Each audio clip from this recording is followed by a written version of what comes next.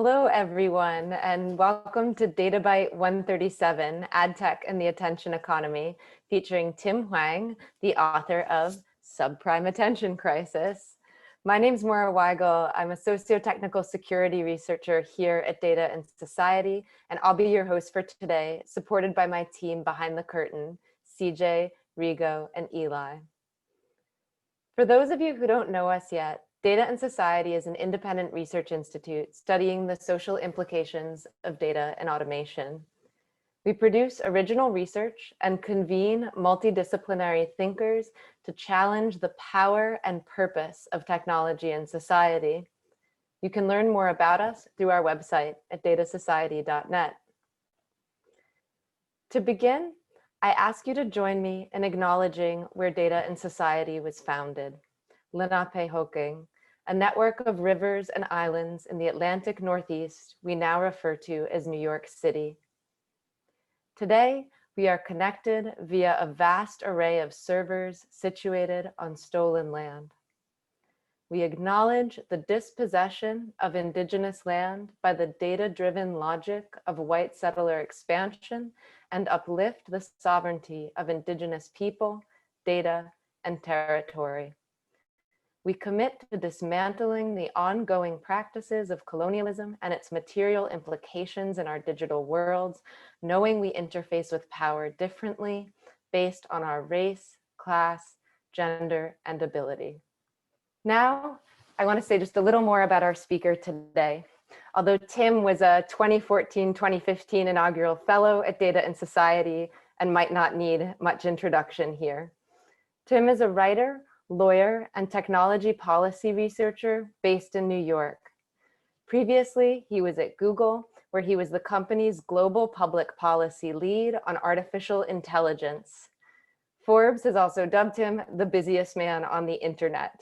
So I'm very happy to welcome Tim back to Data and Society, where he has a lot of history. It's also a special privilege for me to welcome him here, because he was also one of the first inaugural authors in Logic Magazine, a magazine I co-founded back in 2016. I first got to know Tim when he wrote an article for our first issue called The Madness of the Crowd, which I think we'll have in the chat. This was an article about, it was really a brilliant analysis, and I think a groundbreaking analysis of this mood shift that I think a lot of us observed around 2016, late 2016, early 2017, where a lot of the positive properties we'd attributed to social networks and digital media suddenly seemed to be flipped. And the very same features that we thought would promote cognitive surplus and good social movements now had brought about a presidential election and all sorts of other problems that hadn't necessarily been anticipated in earlier rhetorics. I think now this has become a kind of common sense narrative, maybe even a cliche. We could talk about that with the techlash, so-called. But Tim's book, which he'll be sharing with us today, I think builds on that argument and really advances it, sort of advances and intervenes in the state of the field, saying that, arguing that both the hype and the critique of big tech companies may be more similar than we're used to thinking. It's a provocative argument that upends assumptions of a lot of the most prominent tech critics. Tim was joking at an event earlier this week about his ideal reader, that his goal is to make absolutely everyone mad, which seems noble to me.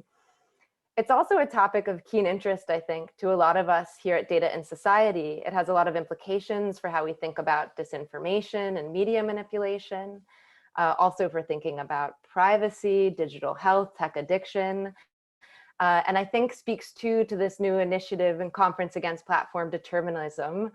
I think methodologically speaking, it really highlights a core value of getting close to the machine, sort of building specific ground-up accounts of how our socio-technical infrastructures work. So I'm really excited for the conversation. And without further ado, ask you to join me in giving Tim a silent virtual round of applause. And Tim, maybe you could tell us a bit more about the book. Sure, definitely. Thanks, Maura. So let me begin, I think, with the origin of the book, which was really kind of based in the 2 years that I spent at Google, basically running public policy on AI and machine learning.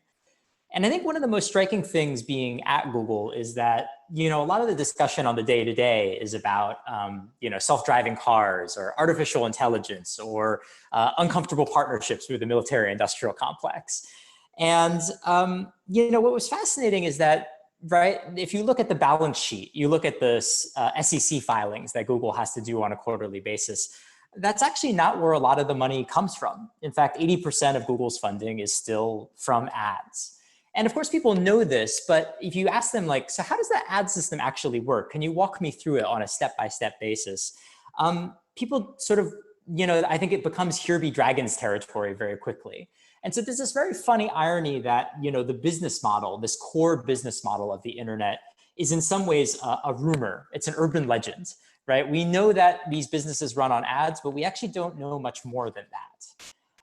And so the beginning of the book was to really kind of take a look at this business model, right, which has really been the rocket fuel, the financial engine that has driven the internet over the last 10 to 15 to 20 years. And what's interesting, probably from the point of view of data and society, is how much sort of the specific kind of online advertising infrastructure that now exists is really built on the kind of credibility and the power of data. Right? The dream is that we have an incredible amount of information about consumers, and we have the tools to pinpoint with laser accuracy a message to the person. And we can build these behavioral models that allow us to do persuasion in a way that has never been possible before. And this has been the claim of industry, right? This has been the argument that Eric Schmidt made early in the days of Google to argue for why Coca-Cola and the big sort of companies of the world should invest in and buy advertising on Google versus, say television or magazines or billboards. And I think it's really interesting that even critics have brought this narrative, right? That critics have said, the problem with Mark Zuckerberg is he has this mind control, right? Effectively, right? He has the ability to reach into the minds of Americans and push around our belief systems, right? And as yet, despite these kind of business claims, these claims among the sort of most vociferous critics of the tech industry, we have these really interesting stories pop up, especially in the last few years. So I'll talk about two of them, but the book is kind of chock full if you really like this sort of thing. The first one is a few years ago, Procter & Gamble, which is one of the biggest advertisers in the world, decided that what they would do is cut their digital advertising spending, not just by a little, but by a lot. They cut it on the order of about $200 million, just sliced it out of the budget. And it ended up being this great natural experiment in trying to figure out, does all this online advertising stuff actually make a difference? And they waited, and they actually discovered, they reported the year after that they did this, that there was actually no noticeable change in consumer behavior. And in fact, the reach of their advertising had gone up just about 10%, largely due to efficiencies from cutting out all this money from the budget. So that's one story that I find really interesting. A second one is that Google itself, a number of years ago, did a report that indicated that close to 60% of ads are never seen at all. That is to say that they are delivered, but there's not even the chance for them to persuade someone because they end up, below the fold or oddly placed or otherwise not delivered, which is just staggering, right? You think about 60% of all this activity that's happening in this market, this jet fuel that has driven Silicon Valley, being basically worthless. It starts to raise some really interesting questions. The argument of the book is basically to say, okay, what is going on here? And is sort of this financial engine ultimately a kind of bubble? And the way it goes about doing this is basically to say, what is the kind of advertising ecosystem that has been built, right? Because when I say advertising, people sometimes think, John Hamm and Mad Men, right? Like guys saying really terrible things in wood-paneled offices. But actually, the modern kind of advertising ecosystem is very much kind of a commodified marketplace. It is a financialized marketplace. And in fact, the explicit goal of a lot of the people that architected the early days of the programmatic, what's known as the programmatic ad infrastructure, wanted to design it in the image of the stock market. And so the game of the book, right, the argument of the book is basically to try to make the case that we can actually use the pathologies of these financialized markets as a way of thinking about the future of the attention economies of the web. And that what looks like, an incredibly solid, rock solid granite footing for the internet may actually be a lot more delicate and brittle than it looks. And ask the question, what does it mean if it all disappears? And so that's just a quick intro, but I know we'll get into a lot more of the specifics.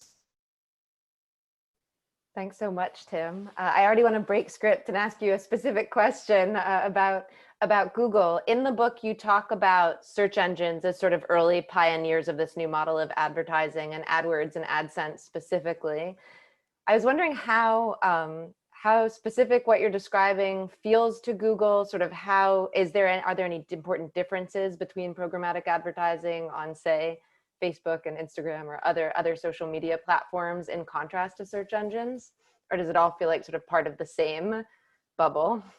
Well, search is really interesting because in some ways it was the prototypical case for programmatic advertising. Basically, Google had built this search engine that delivered, thousands and thousands of hits a day. There was so much attention flowing to it. That really the rise of programmatic advertising comes from the task of trying to build an advertising ecosystem that could keep up with the speed at which Google was growing. And there's actually a great, interesting history of this. Actually, I think interestingly, like a labor history, where early in the days of Google, there's this office in New York with a bunch of old-timey ad people who are still getting people on phones and saying, like, we really need you to put a banner ad on Google. And there's this constant suspicion that Mountain View is trying to automate them out of a job. And there's this kind of interesting tension between like what is valuable labor in the world of advertising. And I do think that that template that Google built is similar to what you see on, say, a Facebook or a Snapchat, right? Or an Instagram for that matter. I think the main difference, which is frequently debated about in the ad industry, is what is the kind of intention that is captured by the advertisement? So in search, the idea is search tends to be, the adage is basically search tends to be more effective because it is trying to get you when you have expressed the want into the world, right? So you famously, mesothelioma, right, is a search term that is like incredibly expensive. And it's in part because when you search for it, you typically have it, and it's very powerful to advertise against that term. In display advertising, it's a little less clear, right? Like you're just browsing through social media and Facebook's like, while you're here, would you like to buy a mattress? And it's unclear if like that captures intent in the same way. So the underlying plumbing is the same, but I think the channels capture very different aspects of experience and what is attempted to be sort of commercialized.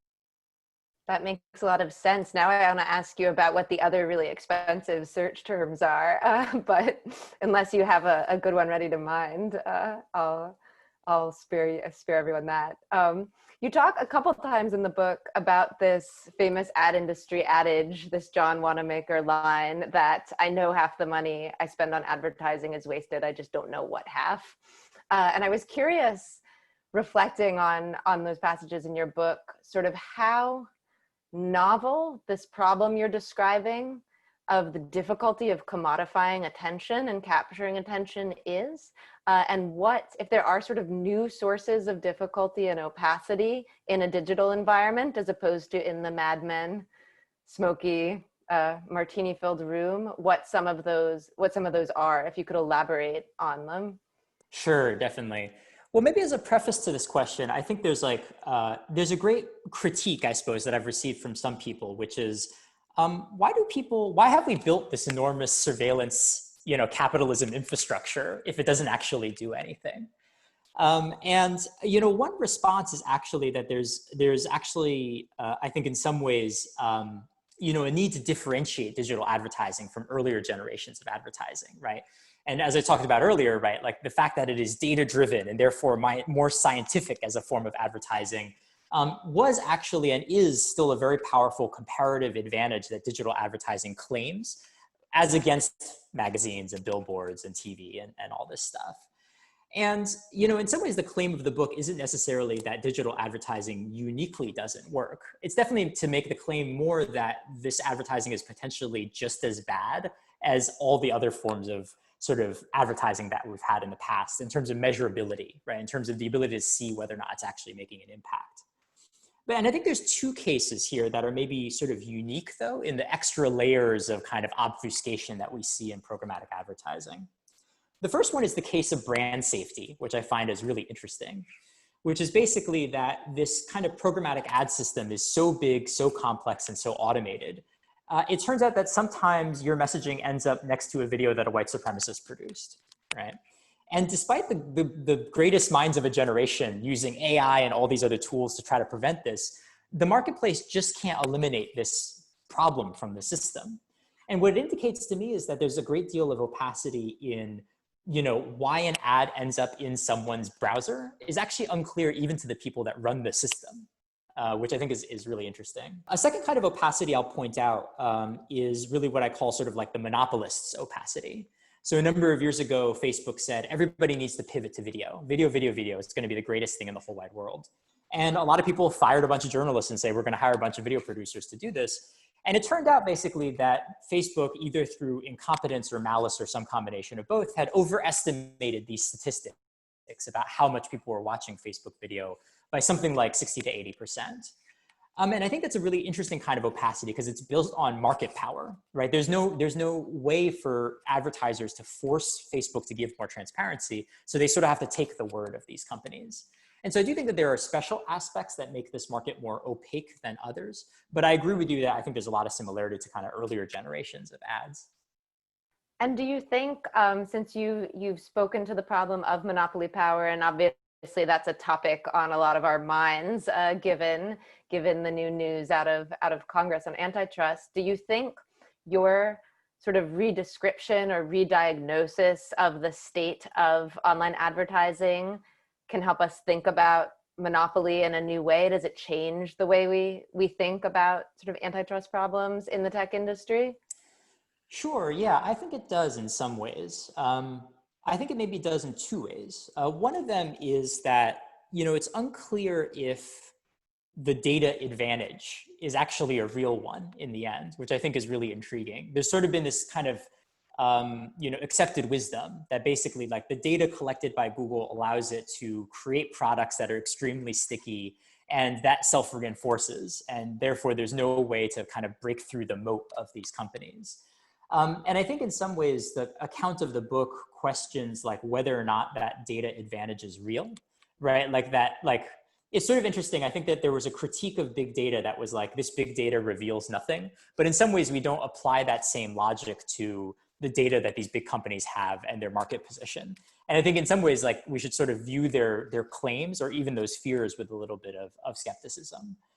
I think the second one is whether or not there would be much harm in blocking access by these monopolies to certain types of resources.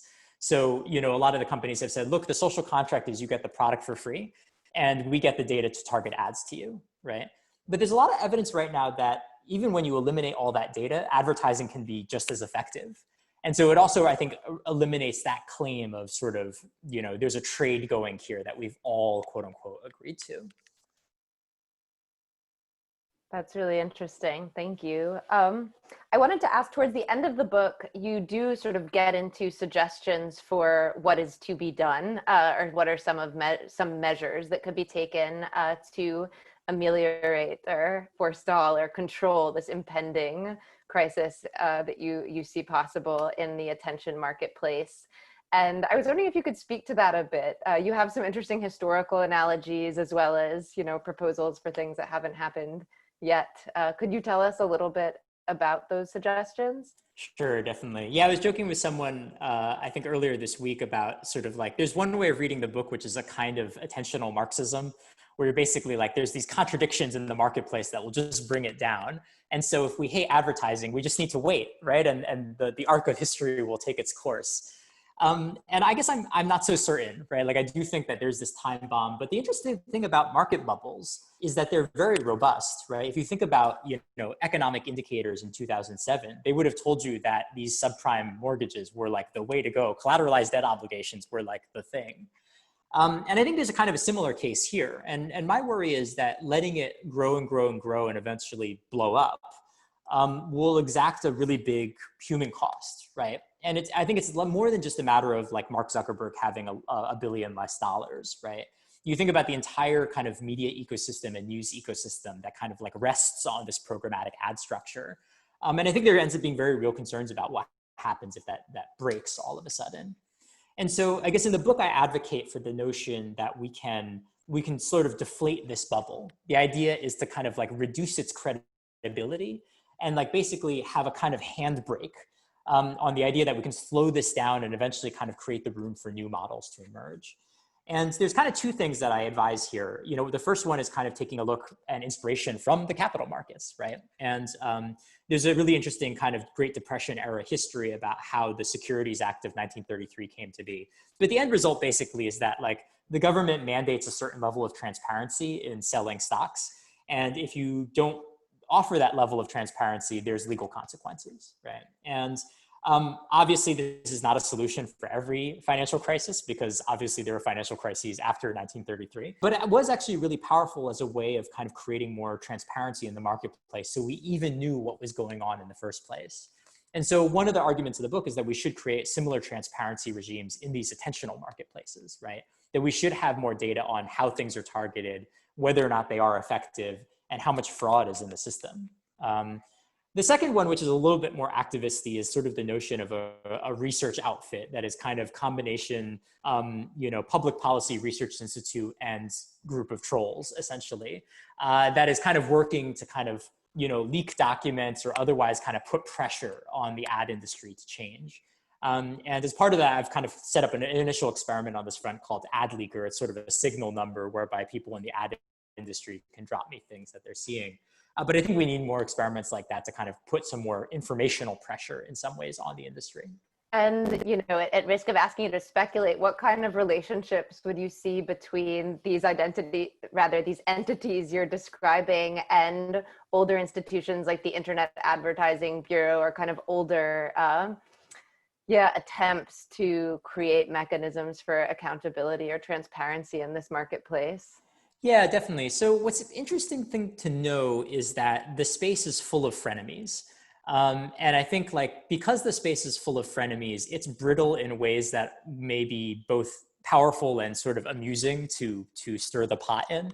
And one of the big tensions is between sort of these buyers of ads who basically have felt like for the last decade, they've been forced to have to buy ads from Facebook, and the companies themselves who have actually not offered a lot of transparency.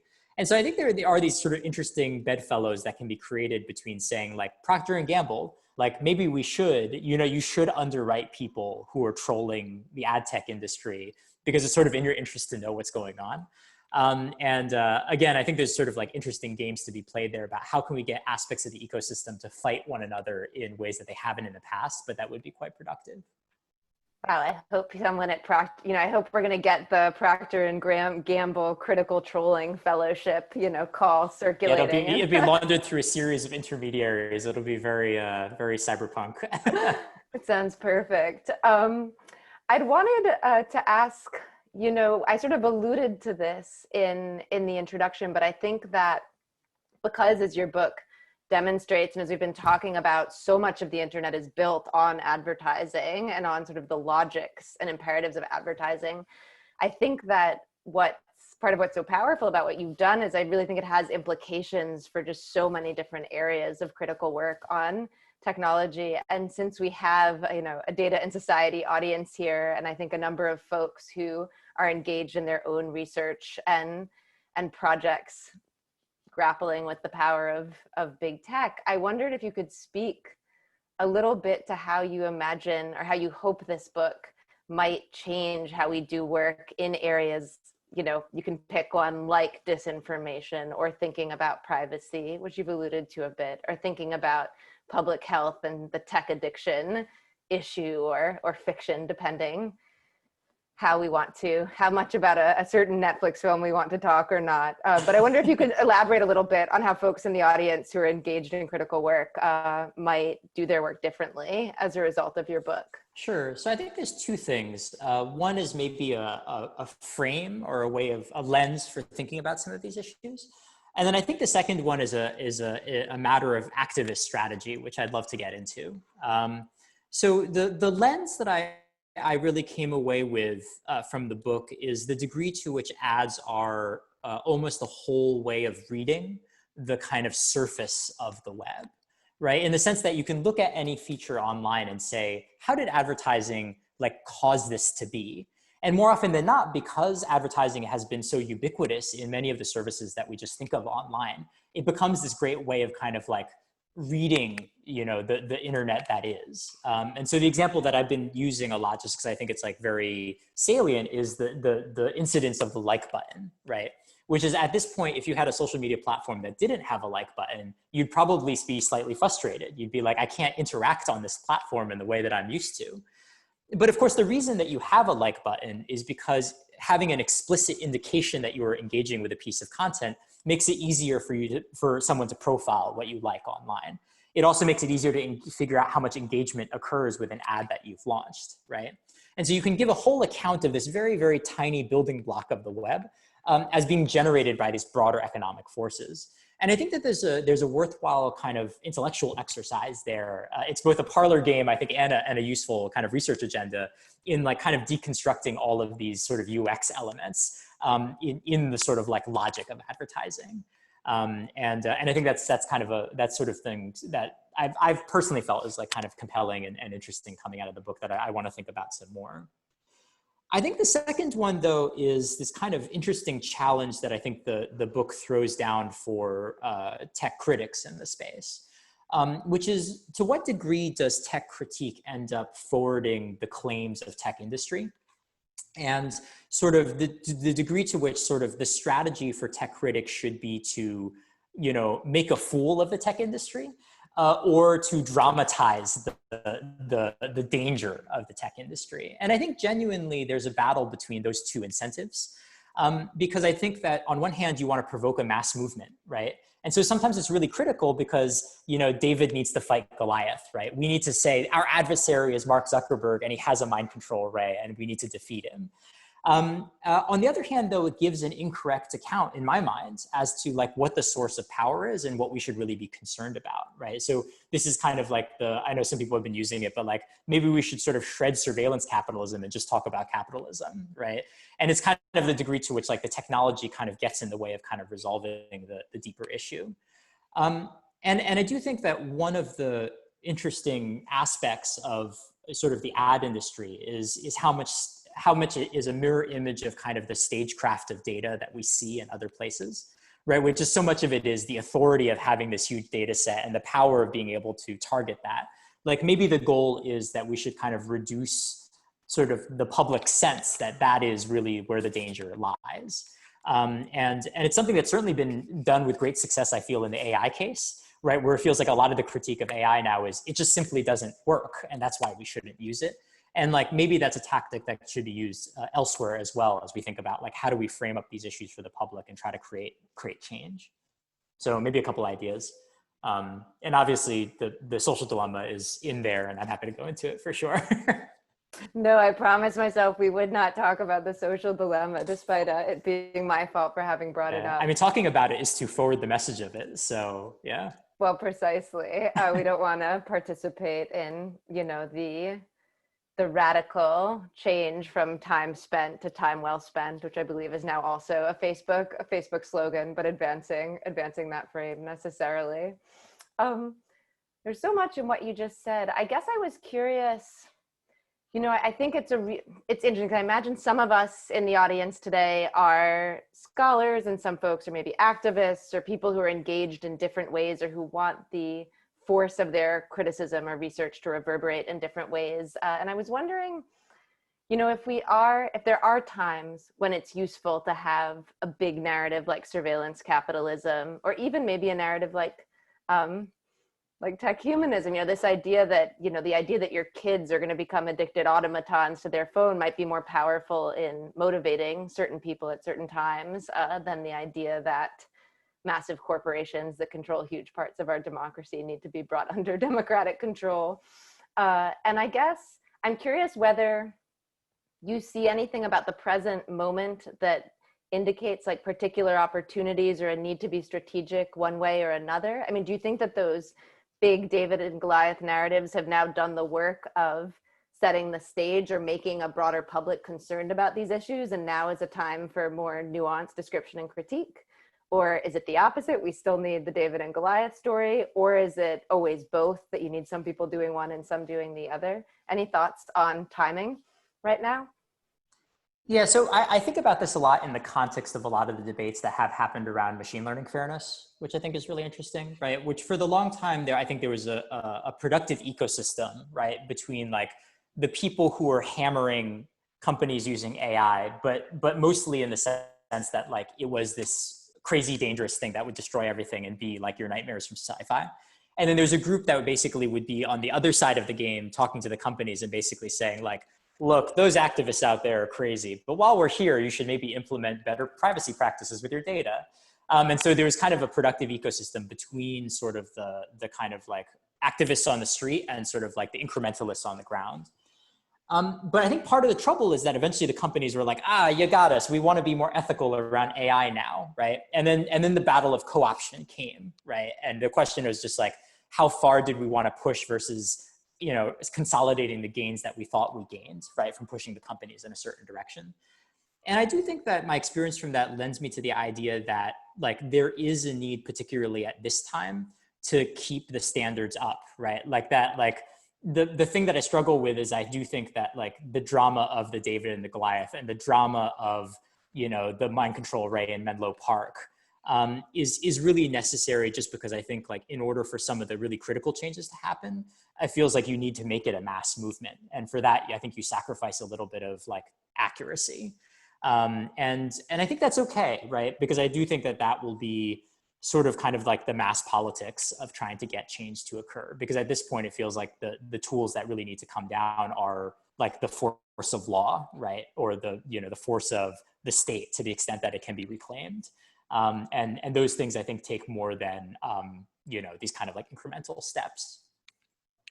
Another thing I wanted to ask you about, you're someone who's worked in the tech industry, you've sort of worked in research and policy, you've had this very interesting and variegated career, and it's given you a lot of insight into how, say, the programmatic ad industry works on the inside.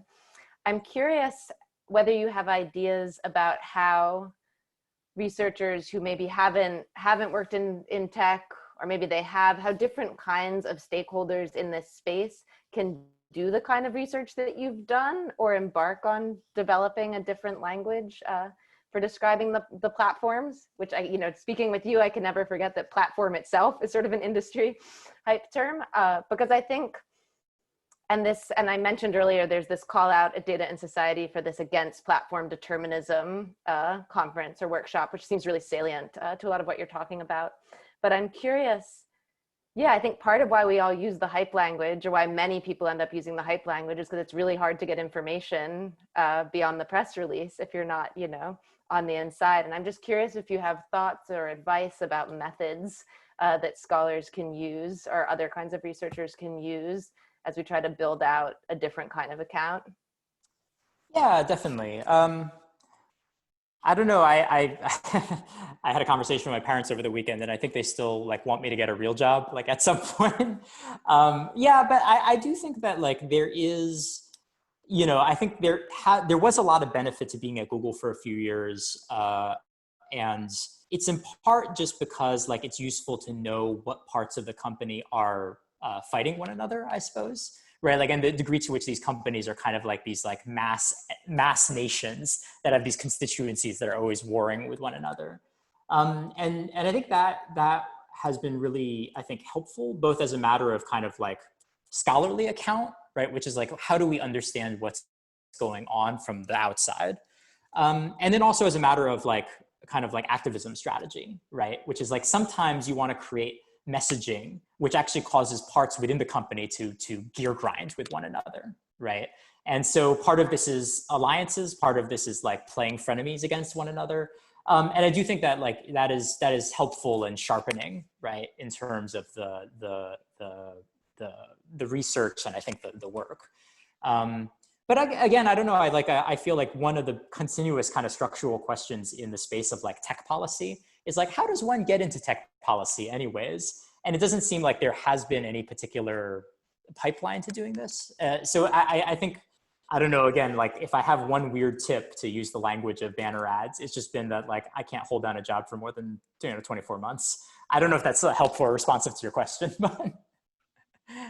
No, definitely. I mean, I think it's a very practical question in a way, this question of like how to get information about how companies and technologies work, and how to maintain the kind of inside outside stance that lets one develop the kind of critique you've done Yeah, so and I think well. anonymity, right? For what it's worth, I mean, I think the final thing that I'd mention is I do think like anonymity ends up being a powerful tool here, and it's a little bit like the Voices of the Valley project, right? Which is like, can you get people to, at all levels of the company to kind of disclose things to you?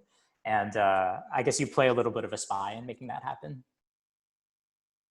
Um, uh, and just to say again, Tim does have a project to help people disclose information if they want to at Adleaker, which maybe CJ dropped in the chat. I wanted to ask you a sort of more human question or slightly less conceptual question. I know you've been sort of incubating and working on the ideas in this book for a while. And as I mentioned to the audience, Tim wrote this great piece that I see as sort of tied up with these ideas for logic all the way back in late 2016 or early 2017. I was curious what changed or what new discoveries you made as you tried to put this argument into book form. Was there anything you learned in your research once you actually started working on it as a book that surprised you? Were there ideas that you'd been developing that changed as you sort of wrote them out and expanded them? Could you speak to that process a bit? Yeah, sure. So yeah, I'd been working on this for a little while. Some of the arguments in the book come from a kind of white paper or working paper, if you will, that I did with a friend, Adi Kamdar, a number of years ago called Peak Ads. And if you want to kind of play the game of metaphors, right, the game there was what is, can we use like the fuel industry, natural resources as a way of talking about like depleting attention against ads and whether or not that has impacts on the ad industry. And so this has been kind of percolating for a really long time. And I think a number of people have like cited this like terrible self-serve website I set up with a PDF on it to publicize this paper. And so I think like it was a useful exercise to kind of sit down and be like, okay, so how do I actually articulate this argument in a cleaner, long format way? I would say probably the biggest surprise, which is maybe less of process, but more of substance, is that we have this account of Silicon Valley, which is the engineers are always in charge. And the ad industry or the programmatic ad industry is actually an interesting case where it's actually a little bit flipped, right? Which is where the engineers designed a lot of the infrastructure and did a lot of the work to kind of make the kind of real-time bidding algorithmic trading system actually work. But the people who actually oversaw its architecture were former Wall Street traders, there were economists, right? Like, and so there actually is kind of like this moment where in the driver's seat is actually not the engineers. It's another industry that I think we have a great deal of discomfort with, but it is sort of interesting that like not everything that Silicon Valley produces is a product of Silicon Valley ideology, right? And that in some ways it actually ends up being a Trojan horse for other kinds of ideologies that are playing out, which I had always thought I thought that was quite surprising, right? Because, my thinking on the ad industry was previously that like this was largely like the tech sector disrupting traditional marketing, where actually I think it's like actually like finance through the medium of technology disrupting traditional advertising, which I think is a much more complicated and interesting story. That's fascinating. That brings me back to that office of Google people in New York City. Did those people lose their jobs in the end, or was that role automated, or are They they were, still? yeah, a lot of them were automated out of a job. Oh well, that's a different sort of New York finance tech dynamic persevered, but not the folks in that Google office. That's right. We have so many good questions coming up in the Q&A, and I think they're meaty ones that will take a while. So I thought maybe I'd shift over to asking you some of them. We have a question from Babao Zhang, where Babao says, and I'll paraphrase, I hope that's all right. I see a paradox or puzzle. On the one hand, there's a lot of research that you cite that says product ads and campaign ads don't work. On the other hand, there's been all this research, including research from Data and Society, about micro-targeting and political radicalization. And how do you think about this paradox? How is advertising different from the political radicalization or these other forms of persuasion? Or do you see it as a paradox at all? Yeah, I think one of the problems in the space, well, let me put it this way. I mean, I think there's one way of reading the book, right? Which is Tim believes advertising never works, right? And to be clear, I don't think that's actually my position, right? We have even personal cases where you're like, I saw an ad and I was so persuaded that I bought this mattress on Instagram, right? And so I don't necessarily want to make the claim that all advertising doesn't work. What I try to do is try to think about advertising as a marketplace and to think about the health of the marketplace as a whole. And so part of the problem here is that we do have lots of cases in which advertising can work. The question is just as structurally as a marketplace, like is it actually the case? And I think in the case of political advertising, it's complicated, right? I think we have, for example, this Cambridge Analytica report that came out, I think just earlier this week, that basically said, look, all this psychographic targeting didn't really make a material impact on Brexit, right? On the other hand, I think you've got this argument was being made to me by Cory Doctorow, who has also been thinking a lot about ads, who's basically like, look, the main benefit of online ads is that you can basically say, you can tell constituencies that you have terrible opinions that you don't want other people to know about, right? So you can basically be like, Tim, I'm secretly a white supremacist, right? And like, that's actually like a very effective way of mobilizing certain types of voters. It's, again, very hard to experiment with. But I guess, Baba, my response to your question would be sort of that I think we do have cases and that not all forms of advertising are made equal. But it's, again, I think I am sort of in a situation where I'm trying to parse out, like, what are the ads that really matter versus what are the 90% of ads that are actually circulating on the internet every day. And I think that's an ongoing project. I think it's an empirical question that requires a lot of work to answer correctly. Thanks. Matt Gerson had a sort of follow-up question in response to Baba's question, asking, how do ad tech systems and recommendation algorithms differ in terms of efficacy and measurability? And I think that was sort of implicit in your answer to Bao, that maybe, a white supremacist video on YouTube is different than an ad for shoes or diapers or, I don't know, an energy drink that pops up in between. But also, algorithms and recommendation algorithms and ad tech, we sort of talk about together but separately in this space. Do you think there are important differences in how they can be measured? Yeah, I think there are. And I do think that, and this is getting very wonky, but hopefully the folks that are on the call will find it interesting, is so programmatic advertising, right? This high frequency algorithmic trading of attention constitutes an enormous percentage of the ads that are distributed on a daily basis online. And there are smaller segments of online advertising that aren't traded through programmatic, right? So one of them is what's known as SponCon, right? Or sponsored content, right? Which is you pay Tim, and Tim is on Twitter basically being like, you should really buy this mattress, right? And that's very hard to detect when it's occurring, right? It's very difficult to ad block. And it looks a lot like content that we think might actually be influential in a way that a banner ad is not, right? And so a recommendation algorithm has some of the similar characteristics, right? Which is like, how is the recommendation algorithm delivered to you? What does it look like? Do you think about it as an ad or an intrusion versus like content that you like? And all those, I think, influence the impact of these systems.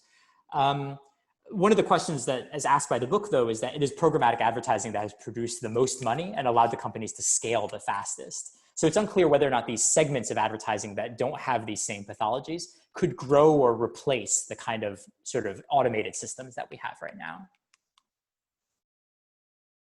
We have a question from from Steve Perkins, who asks, would stronger data privacy laws like the California Consumer Protection Act or General Data Protection Regulation in the EU slow down or change programmatic advertising real-time bidding?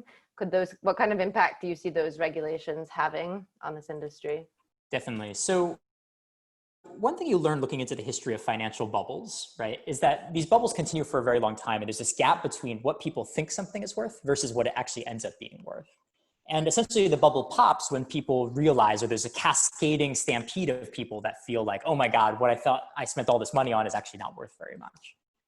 And I do think that these privacy laws like GDPR or CCPA have the potential to kind of create that like Looney Tunes, like running over the cliff experience, where basically like these privacy laws will break the ability for you to collect data. And then the question is your advertising actually any worse than it was before? And I think in many cases, the answers will be no, which I think will leave the ad industry with a really big question, right? Which is, what are we collecting all this data for? And did that data ever amount to anything? And I do think that that will, in some ways, potentially create the precursors for a larger bubble. Building on that, there's a question from Adam Perry who asks if you could speak a bit more to the financial market analogy put out by programmatic agencies and platforms. Is it just a metaphor? Is bidding an effective price discovery mechanism, or does it actually resemble the stock market? Maybe you could elaborate a bit more on the work that comparison is doing in the book, and how literal versus metaphorical it is. Sure, definitely. So in the early days of the programmatic ad ecosystem, it was very literal, right? So you actually have these incredible articles that were written that appear in the Wall Street Journal, which are like, pretty soon you'll be able to sell attention like pork bellies. Like that's like an actual headline. And a lot of people who did these companies, right? A lot of them were actually based in New York, took the capital markets as an explicit thing that they would use to kind of architect their system. Hal Varian, who's like famously this economist at Google, implemented a lot of kind of auction bidding theory into how ads are bought and sold online. And so I think the connection is very, very clear in the sort of early days of the generation of these systems. Now that I think we're 15, 20 years on, right, it does feel like there is changes in the way this works. But I do think that, so one of the arguments that you sometimes hear from ad people is like, well, it's not really like stocks because you can't, like, once you buy a stock, you hold it and then you resell it. But in this case, you basically just buy the right to show someone an ad, you know, at the point that they upload a page. So I think that there are small differences that are like that, right, in the comparison. But I think most of the arguments that I make in the book are sort of based on, in some ways, kind of the underlying psychology of market bubbles. Then they do rely on like, attention is like a stock, AKA, you know, we will have 2008 again. That's a useful clarification. I think of you as using it almost as a kind of exploratory device or grid to think through all these different issues in the book.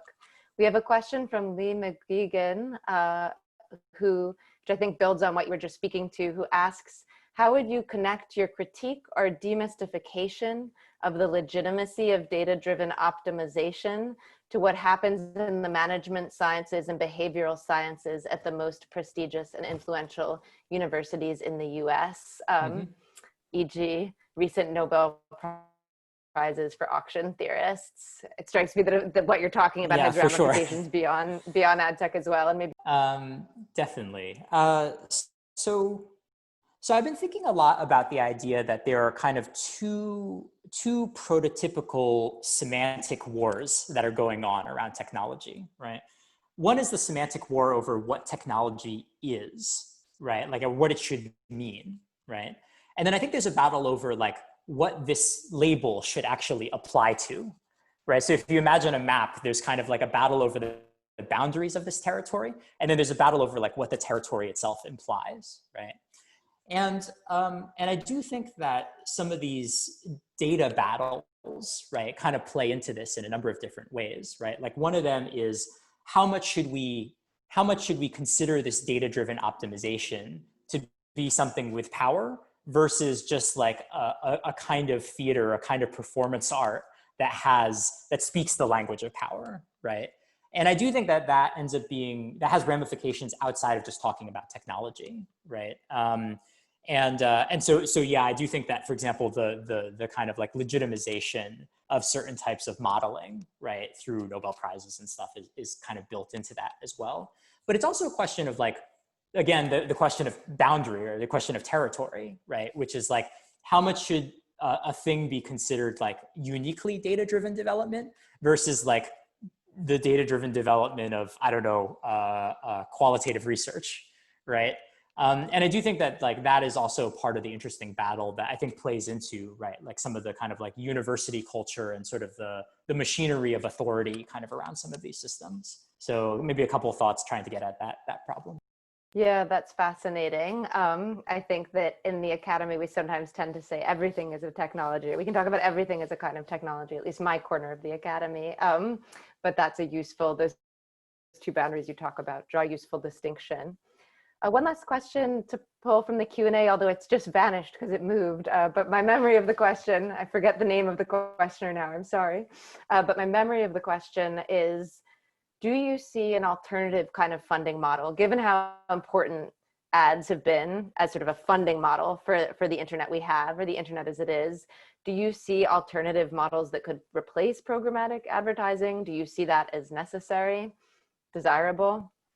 Yeah, so I think there's a big question, and I think reasonable minds can differ about whether or not replacement is desirable, right? So imagine we basically came up with the capitalist version of free energy, right? We basically were like, we're gonna pull this advertising heart out of the internet, and then we're gonna just plug in this thing that prints money. I don't know, it's like some blockchain thing, right?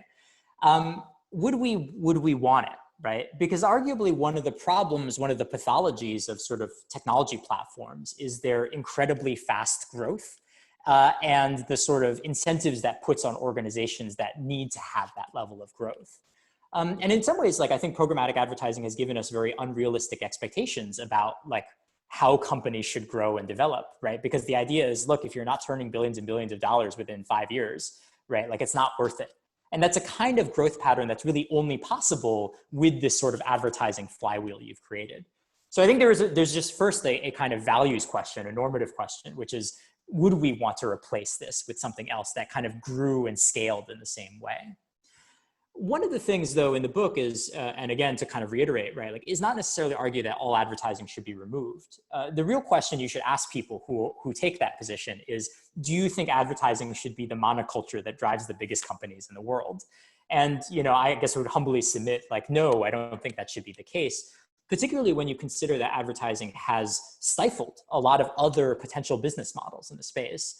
I think I told this anecdote a few nights ago at City Lights, but I've talked to a couple friends who have pitched companies in Silicon Valley, and the response has been, well, why don't you just do it on an advertising model? It would scale much faster, and we know that it works, right? And that kind of ultimate conservatism of venture capital has actually shoved a bunch of businesses in that direction.